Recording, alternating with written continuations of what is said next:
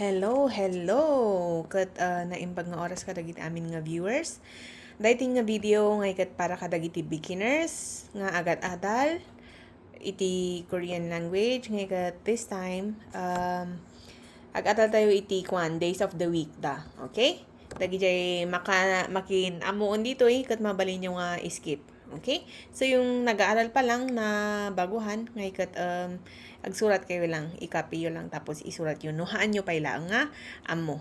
Okay? So lagyan tayo word nga dagdagos. Syempre, unaan tayo ti Sunday. Ayan, Sunday kasi yun yung una sa calendar, 'di ba? Yung pinaka left. Paano nila yun sabihin? 'Di ba alam na natin kung paano ang magbasa niya. So, by syllable, il. Ayan. Kung mapapansin nyo, hindi pa pala kasi kung ito yung first nyong babasahin, sabihin ko na lang na yung yun yung parang katumbas ng yung day, na word na day, ganon. Okay? Il, kat Sunday. Il. Yan. Next, we have Monday is il. O, di ba? Parehong you will lahat yan. Yung first na syllable lang ang mapapalitan. Iso nga ka lang nga, kasi lang feeling mo kat na lang i-memorize day. Ngam nakakalito talaga no baguhan ka nga ipailang. Di kung na uray taggay sa lang nga syllable di pagkakaiba na. Kat nakakalito nga i-memorize. Okay? So, il kung na day Monday Next, we have Tuesday. il. Pasensyaan nyo lata jay pa nagsusurat ko awin. Awan time ko talaga nga ag-type kan ag-print.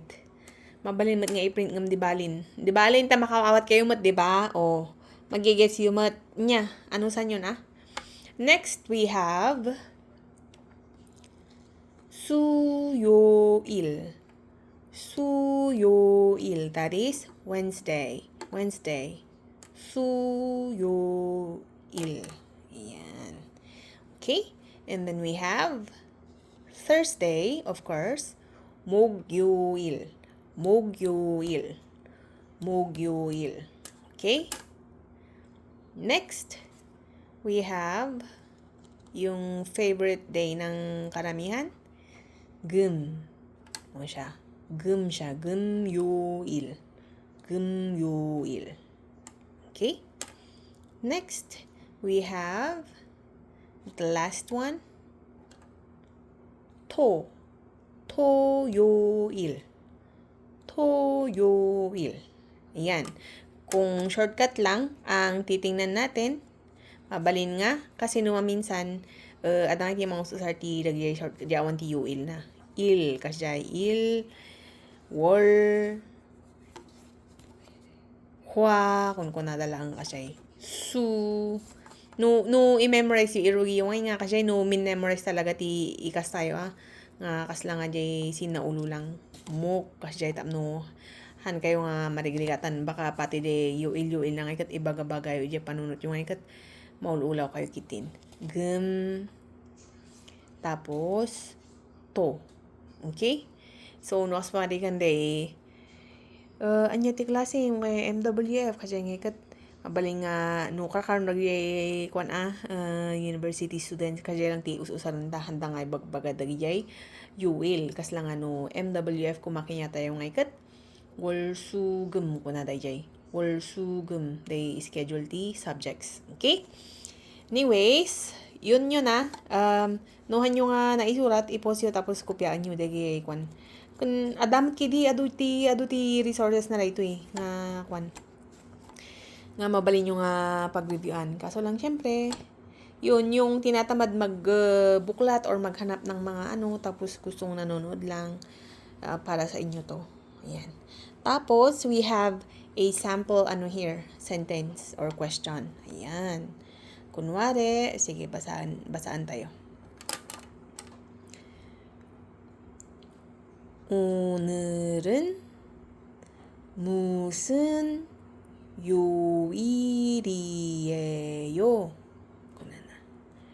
Ulit, sabay. 오늘은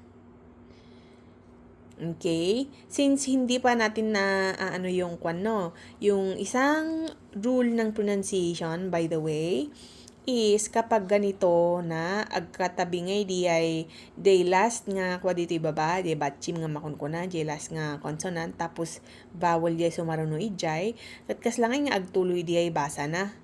Agtuloy di basa na nga kasi iso nga unerun kuna na di ay. Diba? Han nga unerun, han nga mapugsat nga kasi. Okay? Gets nyo?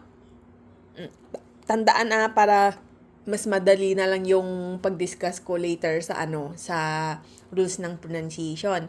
Di gamin rules si pronunciation ngay kat kasla nga medyo adungay di kat may met ko mangay no kasla nga amo yung dagi basic. Tapno i-focus sa'yo ijay nya naga na di kasla nga kun kunada nga bulgyuchik di irregular kasjay or dagi special cases di pronunciation. Adu gamin ti kasla ngay nga siyempre, no, in baga ito yung rule, kumbaga, kat adagayam ti exemption na, kasjay, di ba? Okay? So, eto, basic yon. Basta, no, adati, kwa ijay baba, tapos ng kat vowel di sumarunong nga tunog ijay, di ba, kung na di ay, ituloy lang jay tunog na. 오늘은, kasjay. 무슨 요일이에요? kasla dahi manen. 요일이 kuna na ijay han nga 요일이에요 han na nga pinugsat nga kasjay. 요일이에요 kuna na. Okay? So pag sinabi nating 오늘, that is today ang ibig sabihin ng 오늘. Today, ngayon. 무슨 is isang word for what? 'Di ba meron kayong adati na adalyo ijay may isang video nga kuna na nga nya kadidiayen 뭐예요 kuna na day 제일 좋아하는 계절이 뭐예요 kuna na nga siya.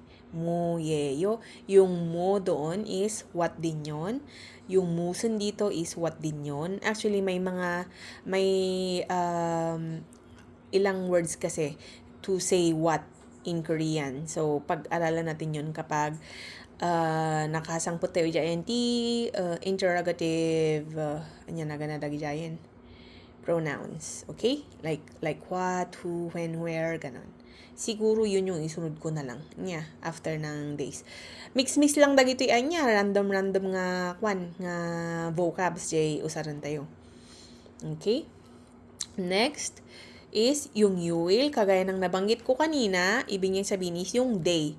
So, kahit nangasabunin na ito ito pala yung iyeyo, yung mga ganyan, imnik ka, numabas-bas yung dagijay, kahit nangasawon kat kalangay nga, di ay is, be verb di English nga is, kasjay, or, anya na ganan di ay, are, no plural, syempre, dagijay ganan.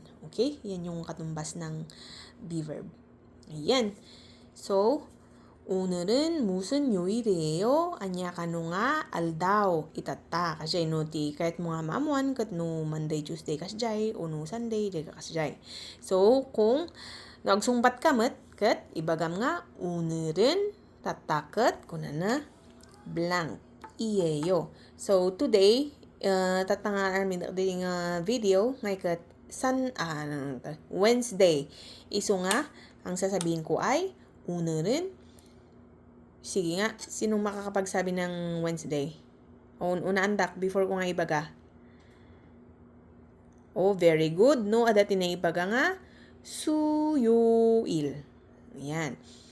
오늘은 수요일이에요. Kuna na kasi. No, as pangarigan ta, other day yung mabuya ito nga video, bahala kayo matin nga mang aramid ti answer yun niya.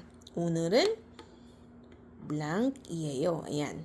No, Sabado yung nabuya, 오늘은 토요일이에요. Kunayo mat nga kasjay. Okay? Okay, so see you next time.